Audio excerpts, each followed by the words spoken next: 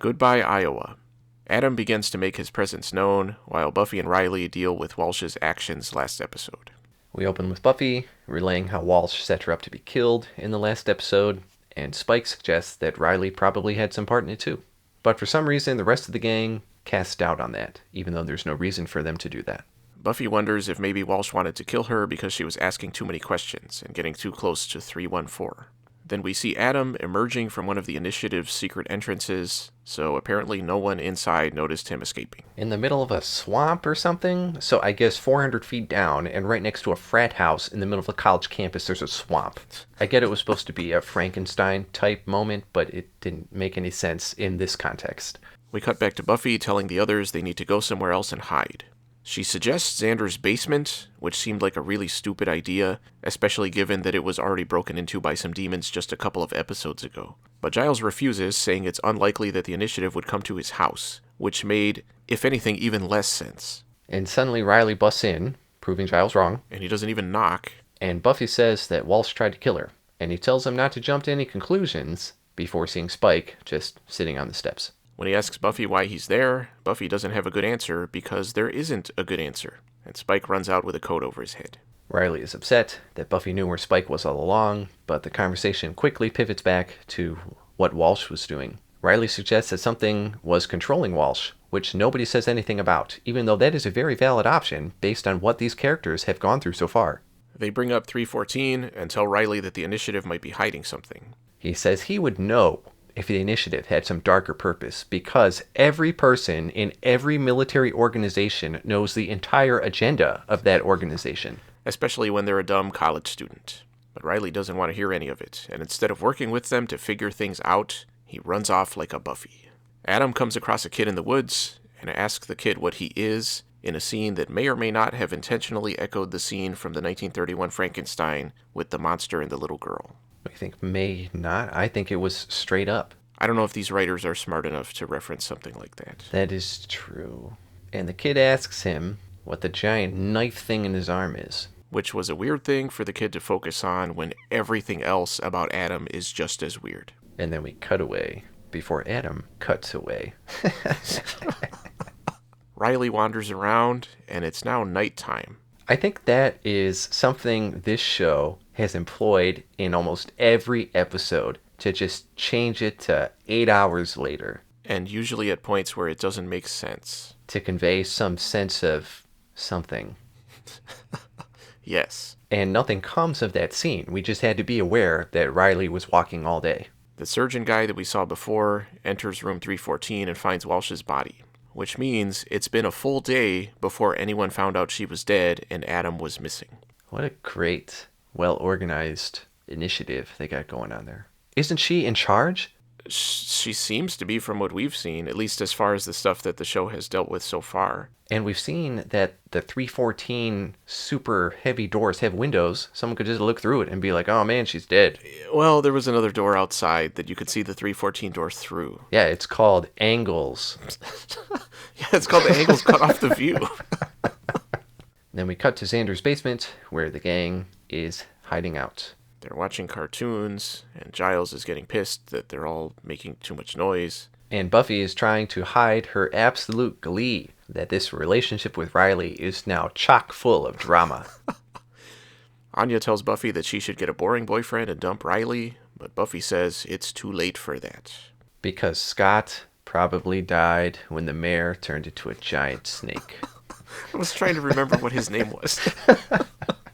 What's the other? Oh, Parker was the other one. Yeah, okay. What was the one way back in season 1? Owen. Owen. The dumb one? They were all dumb. Well, yeah. Xander runs in and tells them to turn on the TV quick. And even though it was on cartoons just a minute ago, it's now showing a news report about a kid who was stabbed to death by some kind of large skewer. And Buffy mentions the bone skewer demon they were supposed to bring back alive for the initiative. She commandingly gives the others orders, and I thought it was funny how seriously and violently she was talking about how she was going to handle the demon while she's wearing her sushi PJs until they pointed it out. And then it wasn't funny anymore because jokes aren't funny when you explain them, Buffy writers. The only thing it was missing was a laugh track. That probably would have sounded more commanding if I wasn't wearing my yummy sushi pajamas.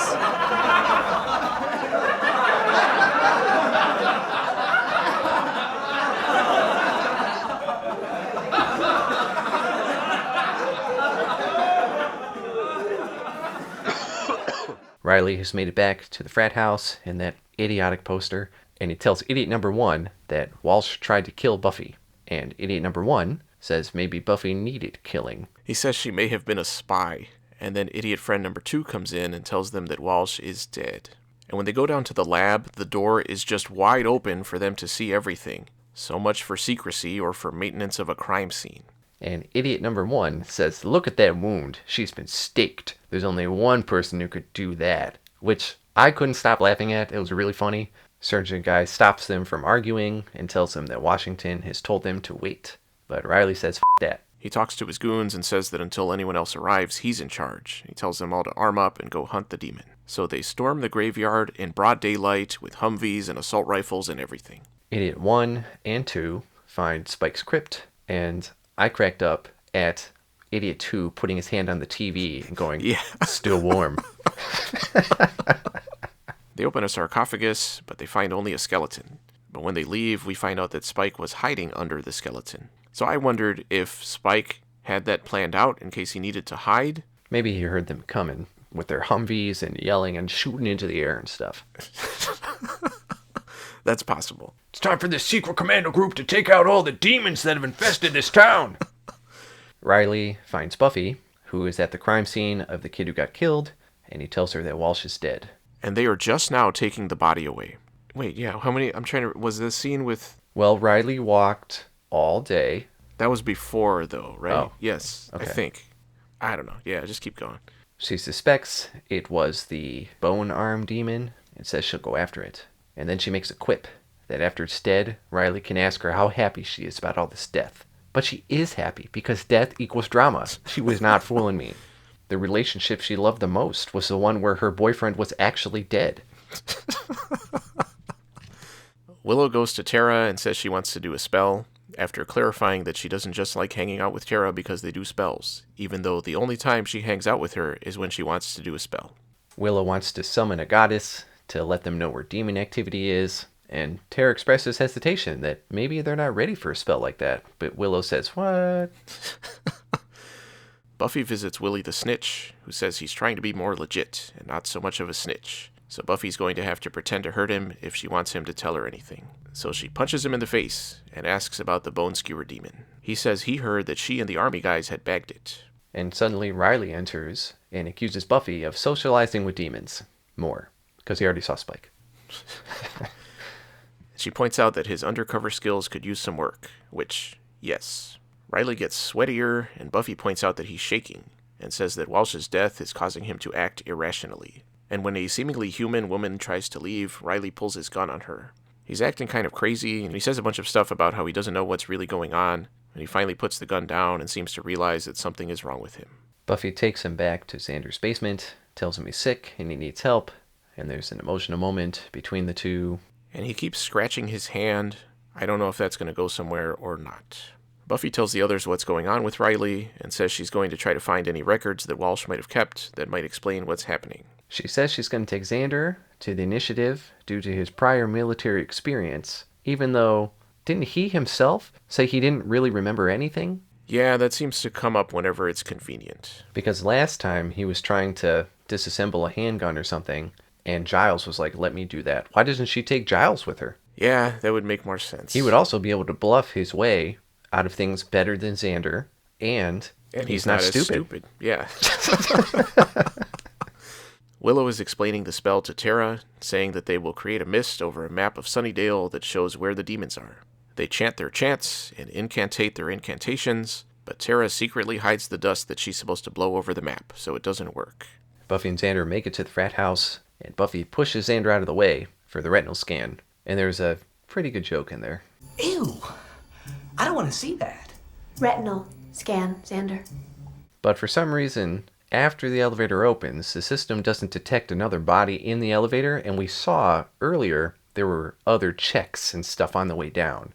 Yeah, did she get her voice approved? I don't know. And are there no cameras in that thing? When they encounter some commandos, Xander says they need to pretend to make out to avoid being noticed. And I'm glad they pointed out how stupid that is instead of actually doing it, because I always hate it when that happens in movies. But it also seems stupid that nobody notices them. Back in Xander's basement, Willow is lamenting that the spell didn't work, and Giles says that mutilation doesn't fall into bone-arm demon territory, so Willow wonders if something else is going on. Even though the whole reason they thought the kid had been killed by the demon was because they said on the news that he seemed to have been killed by giant skewers. Riley wakes up, breaks out of his confinement, which had the same security as the freaking Initiative with all the doors open, and he demands to know where Buffy is. Willow says she went out to try to find out what was making him sick, and she tries to stop him, but he shoves her out of the way and runs out. Back underground, Buffy and Xander overhear the surgeon guy talking about how all the military guys have been receiving medication in their food and will go crazy without it. And I liked how he was discussing this very loudly in the open, while military guys were constantly walking past him. He says that Riley is too important to lose and they need to find him. So they follow the surgeon guy into one of the super high security areas. Meanwhile, Spike goes to Willie's bar, where he quickly gets punched out by an unknown figure. And I thought it was going to be Adam, but it turned out to not be Adam. Buffy tells the surgeon guy that she doesn't like to kill humans, but is willing to do it, which is the first time they've acknowledged that she has killed people, apart from Ted, but he turned out to not even be a real person. She demands answers when Riley shows up, very conveniently. How did he get into the super secret area there? He didn't seem to have clearance before. Good question. Surgeon guy spills the beans that 314 escaped, and Walsh wanted Buffy dead, and Riley still doesn't believe it. And he and Buffy start arguing about what 314 was when Adam just shows up. So he also somehow not only got inside the Initiative complex, but the super high-tech secure room. He goes into a scene from Frankenstein, this time from the book, where he philosophically discusses wanting to learn about the world and about himself. He says he has a design flaw, which surprisingly was not the floppy drive in his chest. What year was this show made? This episode is still from 99. Yeah, but we had CDs by then. Adam describes himself by saying he is a kinematically redundant biomechanical demonoid and has a harmonic decelerator, among other things. And from what little I know about some of that stuff, it felt like the writers just pulled together a lot of robotics-related items without actually understanding what they meant. So he's part man, part machine, part demon. He claims that Walsh created and programmed not only him, but Riley as well. And he is somehow able to put multiple discs in that drive, which was pretty impressive. Where did they go? Yeah. He pulls out another disc, saying that Walsh's plans for them are on it, and Riley doesn't want to hear that, so they start fighting. So all of her plans fit on, 36 kilobytes of data? I mean, based on what we've seen, I doubt her plans are all that sophisticated. Just an unordered list. Take over. Yeah. You did it. Warning. Extra space needed. When the surgeon guy tries to run out, he gets skewered, and Riley also gets stabbed. But for some reason, Adam just beats everybody else up, then escapes through a vent. What a secure facility. The rest of the commandos bust in, because they can see everything happening through the window, and they tell Buffy to make tracks and drag Riley to a military hospital. It turns out that Spike was being beaten up by a demon who says he's not welcome at Willie's bar anymore, because he's been hanging out with the Slayer and killing other demons, and breaking apparently a demon code that they have, but we've seen Spike and other demons try to end the world before. Wouldn't that kill a bunch of demons? Probably. I'm glad things make so much sense in this show. At school, Buffy's lamenting over losing Riley, and about how strong Adam is, and by lamenting, I mean reveling. She tells Willow that Riley is now alone and that everything he believed in is gone. And we see him sitting on a hospital bed, contemplating the next episode. If he should still stay in the show, or just demand that his character had an off-screen death because he died in the hospital. Goodbye, Iowa.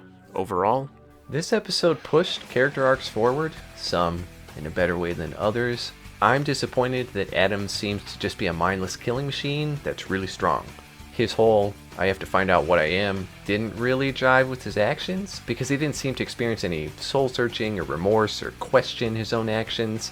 Basically, all he needs are the Microsoft Encarta floppies, and he will be able to take over the Earth. And having Adam mutilate a little kid was pretty dark for this show, and the fact that he even brought it up again and talked about seeing the kid's insides, that was unexpected. I would have thought that maybe his demon/human/machine parts would cause mental conflicts, but that doesn't appear to be the case. So I wonder why human parts were used at all. that would seem to make him weaker and create more vulnerabilities. And even though it was small, I like the fact that Spike now has to deal with being ostracized from the demon community. That was more character development in a few minutes than this whole episode for Adam. And Riley basically being controlled by the initiative wasn't surprising, and I hope that he has an actual storyline for how he handles that. It could go either way, based on what we've seen so far.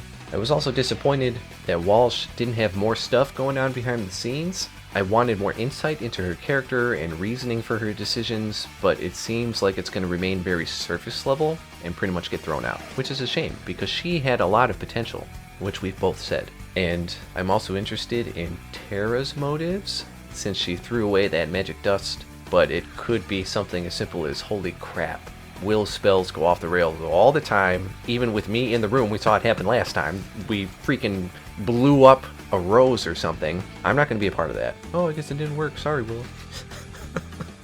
So this episode was not bad, but it was disappointing. The reveals are not all that they could be. I gave it a C. I gave it a C-. This episode did push things forward a little, but not by much in some ways. Most of the runtime was occupied by pointless arguing that didn't go anywhere and just made the characters look stupid, especially when they talked about how to deal with the initiative at the beginning. The humor was still effective here, and I thought was definitely the best part of the episode, but Buffy getting Xander into the initiative base so easily was pretty dumb. I wonder what they're setting up with Willow, but I'm not actually all that interested, especially since it's already dragged on for so many episodes. At least Tara is smart enough to not let Willow push things too far. That already makes her the smartest character on the show. Adam feels too much like a Frankenstein ripoff without doing anything new or interesting with the idea, and he doesn't seem like anywhere near as big of a threat as they are trying to make him out to be. I hope there's more to his character than there appears to be right now, given that 314 was supposed to be a big deal among the demon community or whatever, and how would the demons even know anything about it anyway if even Riley didn't? Well, I guess it's not really that super secret anymore now that anybody can just get in and out whenever they want to, but that doesn't really make sense right now. I assume Riley taking his vitamins before was supposed to be part of the lead up to his current condition, even though they're now saying that it was because of something in their food. I hope that whole thing gets resolved quickly, because I don't find that subplot all that compelling, partially because Riley as a character hasn't been all that compelling. It does at least seem pretty predictable that at least one of Riley's friends will be killed by Adam. So even though the past couple of episodes have been pretty subpar compared to the ones that came a little while ago, that does give me something to look forward to. I would be okay if he skewered both of them at the same time, like it went through both of them. That would be mildly awesome, but a little too mildly awesome for this show, I think. It'll probably happen off screen.